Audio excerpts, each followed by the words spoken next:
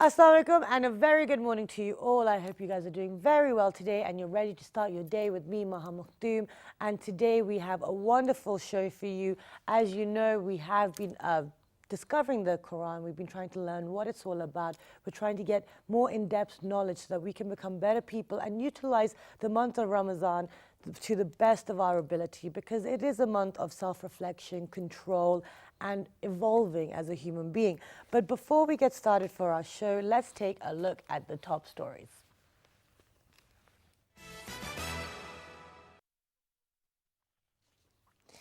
The Cabinet Committee on Energy Accords in principle approval for establishment of new LNG-based 1,200 megawatts capacity power plant.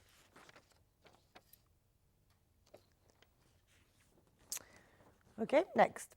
The Prime Minister Nawaz Sharif has directed for proactive planning regarding power supply and demand to overcome the energy shortage, which is great, and I feel like we've been noticing the improvement on that as well, especially during this month.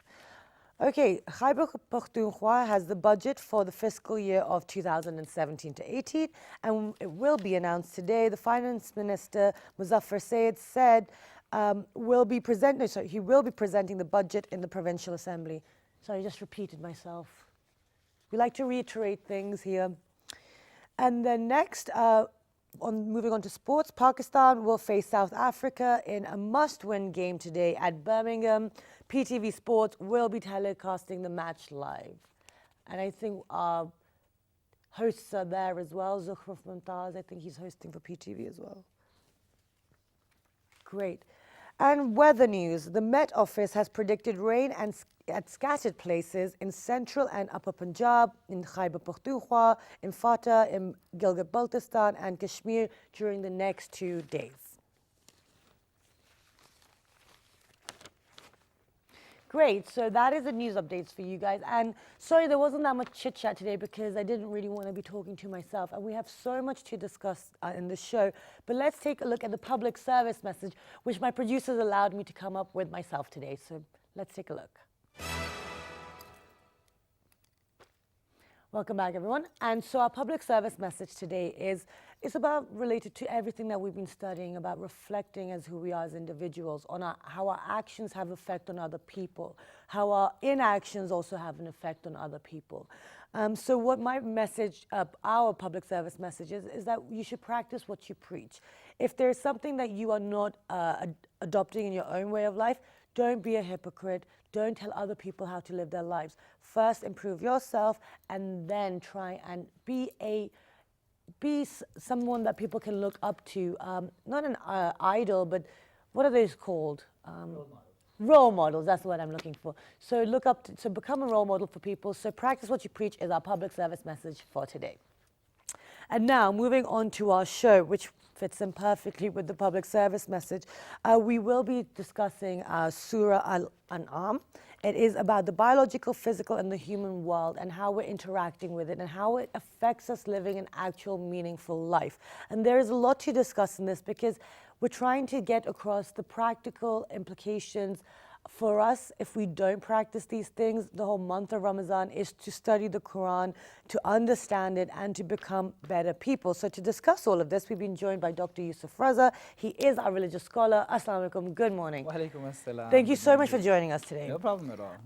So all of our surahs that we've picked, and I love how you picked them because they've been a nice little intricate, there's a connection that's been weaving through the last couple of weeks. So tell us about Surah Al-An'am. Right, so Surah Al-An'am itself is a Meccan surah. It was revealed towards the later part of the Meccan life of the Messenger sallallahu alaihi wasallam, around the 10th, 9th, 10th, 11th year of prophethood. That's roughly the time period that it was revealed. So this particular surah focuses a lot in what Shah Waliullah rahimahullah, one of the greatest scholars of all times, has designated as tazkir bi ala illah, that a reminder through the signs of Allah subhanahu wa ta'ala in the world around us. Okay. Right? So this surah has a very heavy focus on that. It wants us to see that the world that we're living in and the phenomena of nature around us is in one synchronous whole. That it's not just random, disjointed, like things that have no relationship to one another. Rather, Allah subhanahu wa ta'ala wants us to see those relationships and see Him within those relationships. Right. And so just beginning with the ayah itself, we've chosen ayah number 95 to begin with, and this is going to go all the way to 99. Excellent. So Allah subhanahu wa ta'ala says, A'udhu billahi minash shaitanir rajim, Inna Allah faliqul habbi wan nawa. That definitely it is Allah who cleaves the grain and the seed. So yes, Allah subhanahu wa ta'ala is very intricately involved to the very minutest of mechanisms that are going on within the biological world itself. يُخْرِجُ الْحَيَّ مِنَ الْمَيِّتِ. He is the one who extracts the living from the dead. So if you want to take it all the way back, then from the dead inanimate matter to biological beings, and from within biological beings to higher biological beings, from that to conscious biological beings, and from conscious to self-conscious biological beings. And when we talk about self-consciousness is usually in relation to our knowledge of other people around us. I know myself because of my ego boundaries in relation to the world that I'm living in and other people in the world and how they look at me, how they perceive me, and so I get an identity, understanding of my own identity. Okay. And so that level of self-consciousness is taken to its highest potential when it's done, when I identify myself, when I'm conscious and aware of myself with the greatest the most ultimate ego, which is God Himself. Okay. Which is God Himself. So the more I know Him, the more I'll know myself. And so that is the highest level of self-consciousness. And that's, in a sense, we can look at it as the highest sense of life. The most living of us are those who are most aware of themselves and their responsibility with respect to their Creator, with respect to Allah subhanahu wa ta'ala. And so He is the one who drives out from the dead the living. وَمُخْرِجُ الْمَيِّتِ مِنَ الْحَيِّ. And He derives out from the dead, He derives out, from the living He derives out the dead. Okay. So the process reverses itself as well. The process reverses itself as well, and we see that in the world around us as to how the grains and the stalks and the plants and everything, there's a cycle. There is a cycle that's going around, and within our lives too, there is a cycle. We grow from stages of weakness to strength, and we'll go back to those stages of weakness again. We started off not knowing much, and there will come a time again where we will not know a lot as we degenerate with respect to our cognitive faculties as well. And so this cycle reminding us of life, death, and continuous cycle from within the observable world around us. And also when we break down these surahs as well to learn the transitions, everything's about the reflection. And it's teaching you how to get there as well, Right, correct? so we look at all of this phenomena around us every day. We studied about it, we learned it in biology, but the fact that it's supposed to stimulate this reflective process within us. So the next time you see a seed, you don't look at it the same way. The next time you look at a plant, you don't look at it the same way. It stimulates this reflective process from within you that you can relate to it. ذَلِكُمُ اللَّهُ. That is Allah. فَأَنَّا تُؤْفَكُونَ. How are you then turned away? Look at the subtleties with which He is controlling everything and how all of that is ending up in your benefit. Okay. Right? So moving on to the next ayah. فَالِقُ الْإِصْبَاحِ وَجَعَلَ اللَّيْلَ سَكَنًا. He is the one who causes the dawn to break as well. So the one who causes the seed to cleave and the plant to come out from there, He causes the sun to rise, the night to cleave, and the morning to break out. وَجَعَلَ اللَّيْلَ سَكَنًا. And He has made the night for rest. وَالْقَمَرَ وَالشَّمْسَ وَالْقَمَرَ حُسْبَانًا. And He has set the moon and the sun and the moon for reckoning, for the time periods and calendars that we use. ذَلِكَ تَقْدِيرُ الْعَزِيزِ الْأَلِيمِ. That is an arrangement of the mighty, the knowing. So we spoke about the biological world. This is the world of physics that we're now talking about. Okay. Allah subhanahu wa ta'ala is presenting Himself as the one who is controlling all of these processes as well. It is not that there is some other God of biology, that some other laws and principles dictate whatever goes on in the biological world, and that there is some other God of physics and some contradictory laws of the physical world are going around there, and that there is no apparent reconciliation between them. The presentation of meaningfulness within these phenomena, will allow for an understanding of relationship between these different worlds. One thing that we tend to ignore, one thing that we tend to not realize is that when somebody rejects God and His attributes, then a vacuum cannot exist, right? So something necessarily moves into that vacuum, i.e. those same attributes that were of God, the explanation that we said, this was from God, or God did this, it is given to something or someone else. It is given to something or some phenomena, some blind law of nature. And because it's done in a disjointed fashion, and because some attributes are given here, other attributes are given there, it's some observation here and some observation there, there is no continuity. And necessarily fragmentation and conflicts result. So the practical manifestation of that, as we see in the modern world, within the modern sciences, we'll have within different, I can speak about psychology because that's one of my areas of focus as a student. You'll have so many different understandings and so many different interpretations of the same behavior that you can't even tell that this is about the same species, that this is talking about the same human being. But where's the and each of them have their own evidence. Where's the connection? Where's the broader explanation of the whole? And so a lot of the university professors now are lamenting this fragmentation within the university sciences, and how one subject has very little to do with the other. And because of this disjointedness, the bigger questions of, for example, problems of the environment are left to wonder, and that seems to be nobody's area of focus or nobody's area of concern. Alasdair MacIntyre is one of the professors of philosophy in one of the universities at America, and he wrote an article entitled End of Education. And he spoke about this fragmentation within different disciplines. And he said this is a catastrophe that the university has landed itself into. And one of the reasons it pointed out was that because they have ignored theology, because they have ignored theology, which could have brought all of these together and given them a connection, connection and a continuity that a basic observation of nature gives us. Because as the ayats continue, ذَلِكَ تَقْدِيرُ الْعَزِيزِ الْأَلِيمِ وَهُوَ الَّذِي جَعَلَ لَكُمُ النُّجُومَ لِتَهْتَدُوا بِهَا فِي ظُلُمَاتِ الْبَرِّ. He is the one who made the stars for you that you might follow the right path in the darkness of land, والبحر, and sea. قَدْ فَصَّلْنَا الْآيَاتِ لِقَوْمٍ يَعْلَمُونَ. We make these signs clear for a people who know. وَهُوَ الَّذِي أَنْشَأَكُم مِّن نَفْسٍ وَاحِدَةٍ وَفَمُسْتَقَرٌّ وَمُسْتَوْدَعٌ. And He is the one who brought you into being from a single soul, from a single nafs. So if the first two were the biological world and the physical world, this is the world of the human sciences. You have the psychology and the sociology and the anthropology.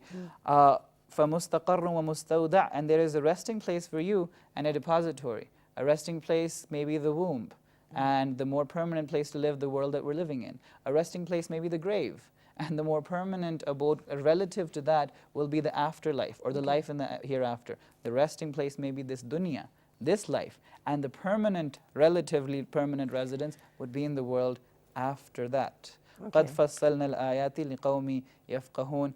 And we have made plain these ayat for a people who understand. And the last ayah, he brings it all together, subhanahu wa ta'ala. وَهُوَ الَّذِي أَنزَلَ مِنَ السَّمَاءِ مَاءً فَأَخْرَجْنَا بِهِ نَبَاتَ كُلِّ شَيْءٍ. And so He is the one who sends down water. So apparently that gigantic cosmic reality of the sun and the moon and the planets and everything, how from that physical world you find rainwater coming down and interacting with things around here. The dormant seeds responding to that water that came from the sky, which was following certain laws of the physical world, and how that seed responds to that water. It was waiting for that. Right? So now when this was all being revealed and this is being practiced back then, now 21st century, how do we find that balance of making sure that we are going towards a meaningful life? Right. So what the unfortunate thing that happened is that we were very engrossed in the study of the phenomena of nature over the past couple of centuries, which is very good. But what was lost was an understanding of the derivation of meaning from them.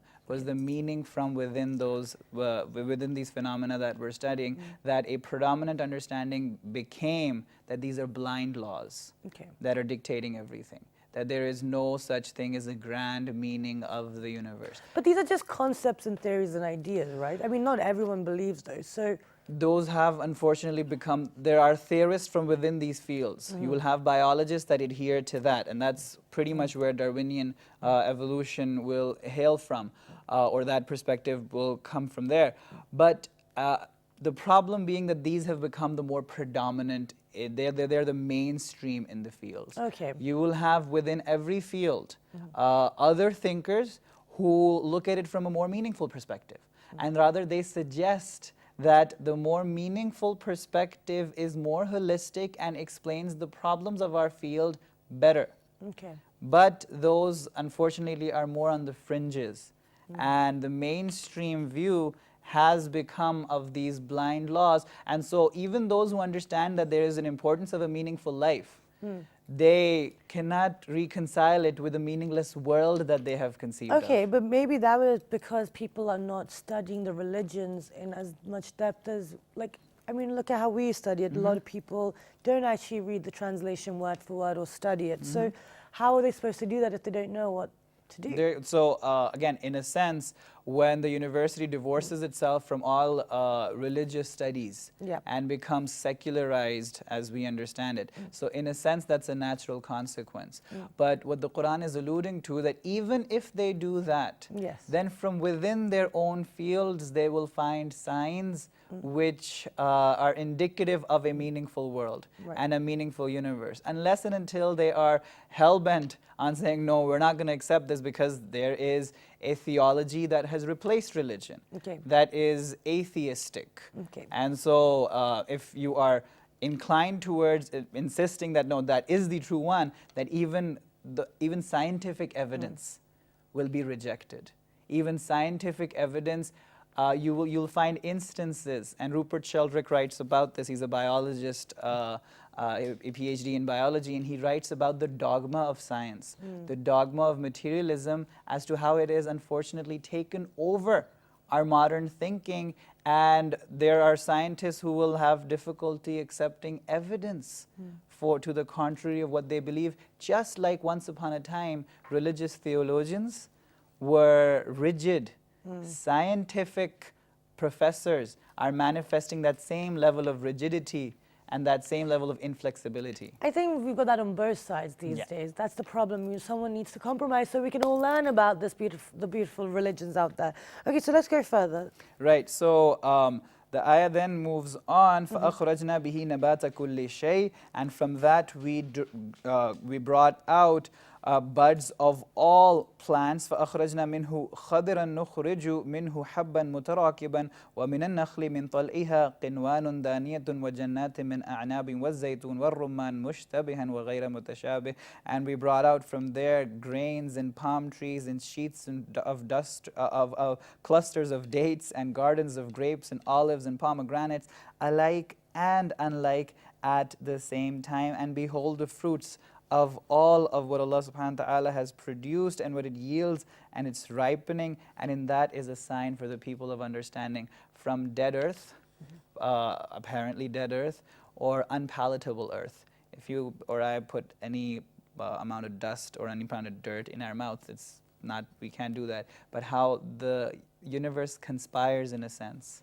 The rain that comes down, and the dates that the seeds that produce dates or whatever fruit, and then that food factory that a plant is produces fruits for us that are digestible, palatable, nutritious for us. And so we see how in all of this process the world is so intricately connected that there is a continuity between these different processes. And that leads us to understand that if I am sitting at the top of the food chain in a sense, then how, if all of this is meaningful, how can I end up leading a meaningless life? A life which is not directed towards something goal-oriented. Okay, now in order to keep on this path of a meaningful life, you need to focus, like you said, biological, physical, spiritual, and then the human world, it's all the interaction. It teaches you about learning and studying, but how do we create that balance with all, you're working, you have the pressures of day-to-day life. How do we, practice this in theory, it's beautiful, but then and you're a psychiatrist as well, so we're human beings and we have our triggers, we have our emotions. Definitely. So just as we have at some point in time, when we realize for something to be important, whatever that may have been at whatever point or whatever stage in our life, we make sure that no matter what, we make time for it. Time's not going to come. It's not, if we just drudge away in the usual daily routines, then it's always going to be one thing or the other. But what makes us different as human beings is that we can plan. We can anticipate things. We can get rid of the things in our lives which are not important to our goals and are just, how many times do we find ourselves during the day, during the week saying, oh, what are you doing? I'm killing time. This killing of time is murder. Actually, it's suicide. And it is that time that if we had properly planned, that no, you know what, I have to invest, be it a half an hour, be it an hour, be it like 20 minutes a day, be it 20 minutes a day, I have to invest in this reflective process. I have to learn. I have to learn. Pick up anything, any subject, start from the very basics. We have so many resources now. As much as our routines are hectic in the day and age that we're living in, that's how easy it has become that knowledge is a few finger taps away.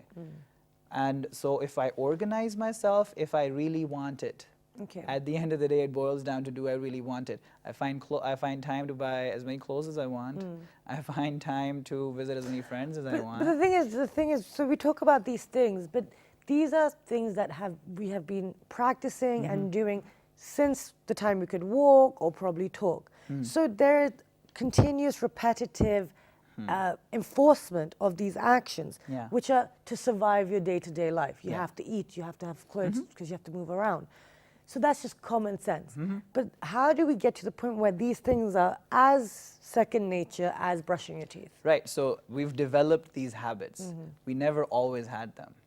There was a time where brushing our teeth, for example, was a huge pain for us. But our parents ensured that through hook or by crook or whatever, Good point. they ensured that we got that done, right? So there was an environmental influence on that for sure. But even things that we have become habitual in right now, there was a point in time that we started off not having that as a habit. Not having that as a habit. So for example, if somebody is in habit of reading a book, this started at some point in his life. And if he reads every day, or if somebody's in habit of reading a newspaper, for example, or every morning he goes through the internet news or whatever, that wasn't always the case. There is a point in his time in his life that he realized, you know what, I want to bring this into my routine. And then the first day it was difficult.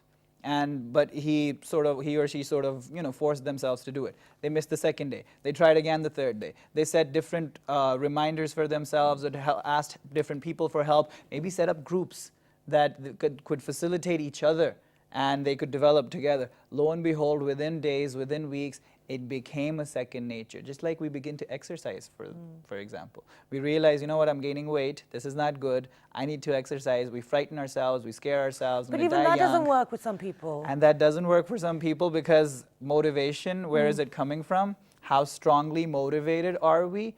And are we doing it the right way? So there's two things to it. I think that's something that we also need to cover at this point in this. But thank you so much for being here today. It's been an absolute pleasure, always. And we're always learning things, so thank you for taking the time out. No problem at all. So guys, that was Dr. Yusuf Raza talking about Surah An'am and talking about the biological, physical, and human world and how it's all interactive and linked for us to live a meaningful life. So with that, we're going to go for a short break, but after the break, we're going to be talking more about living a meaningful life in the form of how to be more in control of our actions and our emotions and our minds. So stay tuned.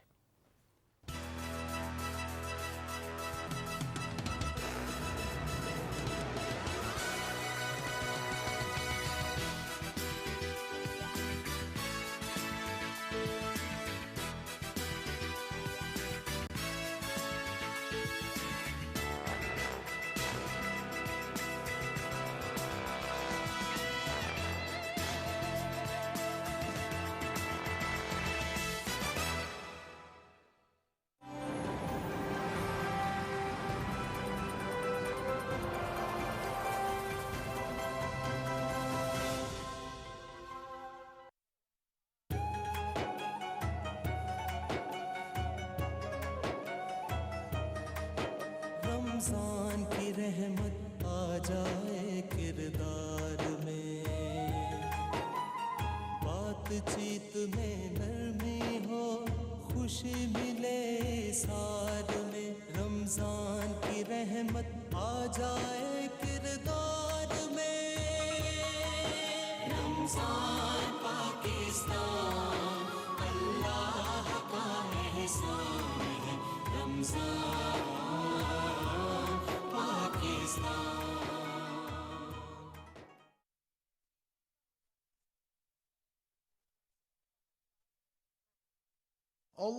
اللهم صل على محمد وعلى آل محمد كما صليت على إبراهيم وعلى آل إبراهيم إنك حميد مجيد.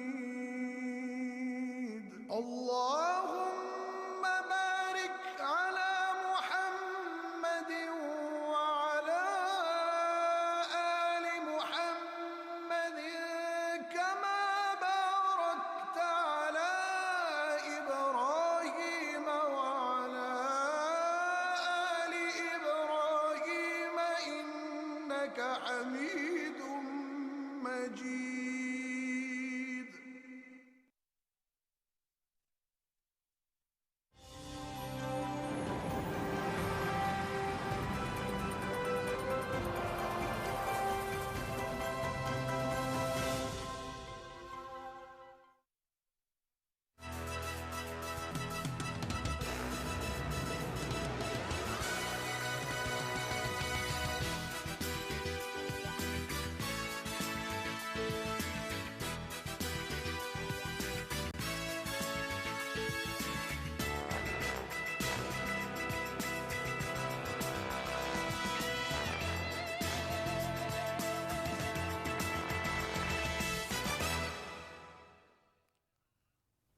Welcome back, everyone. And before the break, we were in discussion with our guests, and I've just dropped my piece of paper with all my notes and the names on, but it's fine. Things happen on live television. But now we're going to talk about getting control of our minds, getting control of our behaviors, and actually doing something with our lives where we can start being more productive and living healthier lives. And I've lost my introduction there, but I will. We've had this guest on our show multiple times. He is an author, and he's also the author of Mind Conquest, which is the power of ideas. So we're going to be discussing, especially within this month, because it's a very reflective period, so it's the best time to talk about these things. So we have been joined by Mr. Fahim Sardar. He has written the book on Mind Conquest, as well as 2 other books, if I'm correct. And you are also the CEO of Askari Securities. Yeah. Yes, I remembered it all by heart. Excellent. How are you today? Fine, thank you. How are you? Thank you so much for joining us. It's my pleasure. Okay, so you were here on the show when we're talking about the importance of reading and writing, Yeah. and we did discuss this book briefly. But within this month, we thought it was very important to bring you in and discuss what Mind Conquest is exactly, and how can we control our minds and gain access over it. Very simply speaking, Mind Conquest, this book is about how the mind is central to everything in our existence, Right. Physical existence, and how the mind can be influenced through various ways and how it can be conquered. Above all, this book discusses how there is a conflict, there is a war for the control of the mind, and how there is power in ideas, Right. because ideas are central to any kind of influence on the mind. Excellent. Okay, so now, when you were writing the book, you've broken it down, and you also just mentioned before the show started that you recently did a seminar on this. Yeah, exactly. Which was much longer. It was an hour and 20 minutes, and we don't have an hour and 20 minutes. It's on YouTube. Okay, it's on YouTube. Great. on So we'll on my share the channel. link. I've got a channel, so it's on YouTube. Okay, so if wonderful. We'll share anybody- that link with all our Sure. viewers after the show. But tell us now the importance of the whole mind conquest. So you start off our mind and what is it, the psychology behind it, the importance.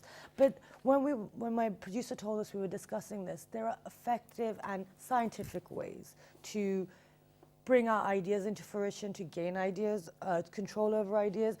So tell us about that. Tell us Sure. what the contents is all about and how it builds to gaining control over our I think minds? what you've just asked is like you've jumped to the back end of my book, because instead of just deconstructing, I did reconstruct how it needs to be done. So the fact of the matter is to bring ideas into fruition and how to be effective, and as you were mentioning before we started about time management and bringing positive energies into our lives. The fact of the matter is, the first thing is there's awareness. You have to accept that there is something not right. Okay. Maybe with our lives, maybe with what's happening, maybe with how things are being done, how things are constructed around us. And then secondly, you have to understand what it is you want versus what you need. Okay. Step 2. Step 3, then you have to build some knowledge, because people have extremely diverse levels of knowledge as to what they need to do, what they want to do, what they... Okay, I'm just going to pause you there, sorry, before you go on. Now, you said that the first thing is you have to accept that something's not right, or Yeah. there needs to be some form of change that needs to be made. Sure. But that's the thing, we're experts, and we've done denial. Denial. So, and I feel like, especially within certain communities and societies, we're very, very good at it. Sure. How do we get past that? Because I think that's one of the biggest hurdles I think the world is facing these days, is the denial aspect that everyone possesses. Okay, not to sound circular in reference, Okay. Ideas are powerful, so let's start with an idea. Let's start with pain. Okay. So if somebody's in denial, then what you have to do is either you talk to them sensibly, they talk to you sensibly. If not, then you have to increase the pain. Because I'm sorry to say, and I've talked about this very extensively in my book, the power of violence and the power of pain. Right. Because that unfortunately, is a human kink in our mind. You see, our mind has many kinks. And we don't have much time, but I'll just try to be very quick about it. What you just said about denial is one of the biggest kinks in our mind. That's what I call a mental blind spot. We just don't want to see something. Now, if I don't want to see something, then somebody might force me to see it, or circumstances might force me to see it. Now, certain countries that have risen to the highest levels in humanity always did that after a very painful event. Okay. So that's proof. For example, the American Depression of the 1929 brought the real America out. Right. And how Pakistan came into being after a very long conflict, a bloody conflict. So what I'm trying to say is, look, denial is a very big kink in our mind. Right. And in order to deal with that the first thing is that if somebody is kind enough to point it out, one should be grateful that at least somebody's taking time out to help me. There's something not right here. But if somebody's on their own, then they really need to do some soul searching. Right. And if they're still denying it, that means the pain is not there. Right. The benefit or opportunity is being ignored and the pain is not there. When the pain starts to rise, I'm sorry to say, that's when reality starts to kick in. No, and you don't need to be sorry, but I think as time's gone on, I actually started to feel the same, that you can try to do things in a very nice way, but until you It doesn't actually... work. It doesn't... it takes much longer.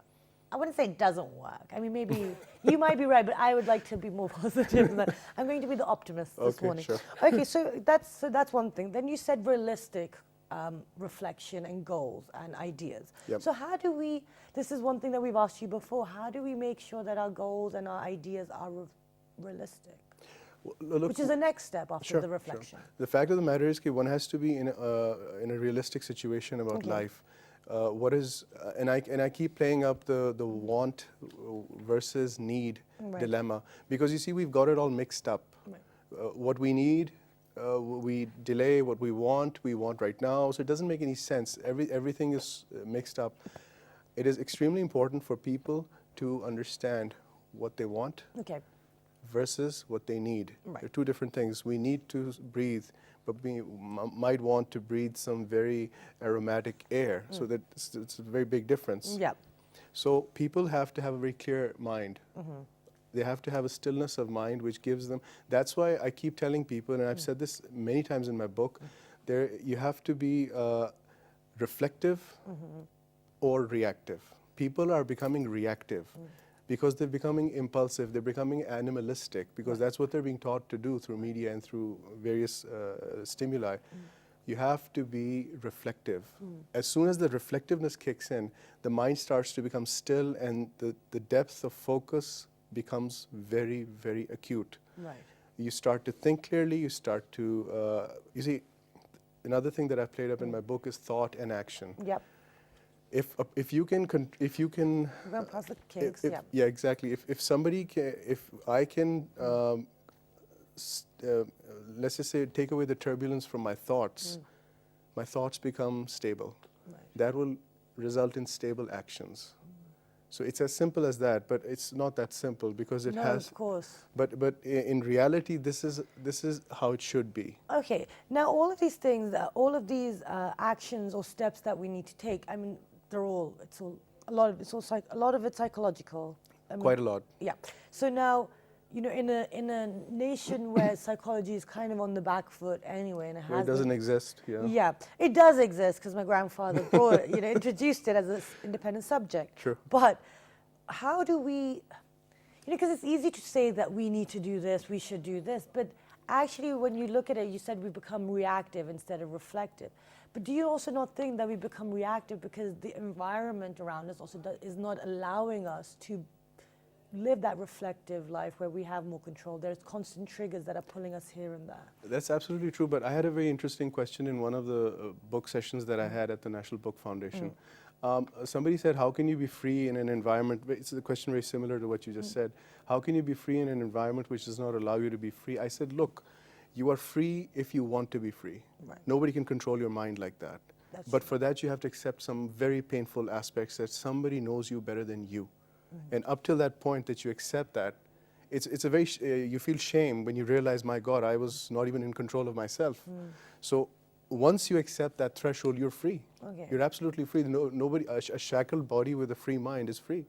Okay. But the environment will always play a role. This happens in the so-called freest of countries, and this happens in some of the most oppressive of countries. So I tend to segregate that. Okay. First, one should start from internal to outside, not from outside to internal. Okay. And I think that's where we're going wrong a lot of the time. And this is why this month is so great for reflection. Okay, so that's great. So now that works perfectly. So, you start off the book focusing on, obviously explaining mind conquest, the psychology, then the centrality of it where you talk about the kinks. But then the thing is, okay, I don't want to talk too much on the book because I want to talk Sure. about the theory and the practicality of it. But you talked about the power control, the wealth and the empires. I mean, haven't got to that chapter. I'm not going to lie to you. I do have the book because you gave it to me last time. But what does that actually have? I mean, obviously history and all of that has effects on our behavior, but why did you feel the need to tell people about it? Because power is a central aspect of human existence, and I've also talked about the jinn, because we don't talk about stuff we don't see. So power, empires, wealth need to be discussed. Right. When we talk about how, for example, my mind is being, somebody's trying to shape my mind, it is not happening in a random way. If you look at any Western media, because they've been the most recent colonials, you can clearly see, I mean, if you can just train your mind to see the patterns, they're clearly coding your mind. Right. Constantly coding your mind. Why? Because they're constantly telling you to disrespect your culture, constantly telling you to disrespect your religion, your beliefs. You can't achieve this, you can't do that. We had our own Leonardo da Vinci's. We've forgotten about them. We Muslims flew before Leonardo da Vinci, 400 years before Leonardo. We don't even know his name. That's true. We have accepted that Abu Sina is Avicenna. So what is this? That's why this compelled me to bring this in, because any country, any nation, it's like this: a tribe, an individual tribe, bigger tribe, nation, empire. Okay. And then that's when it grows, and that's how it comes back. I'm digressing there, but what I'm trying to explain very quickly is that these things have such a huge impact on our mind. The people who are part of colonial cultures, even if they're immigrants, you see, they think very differently.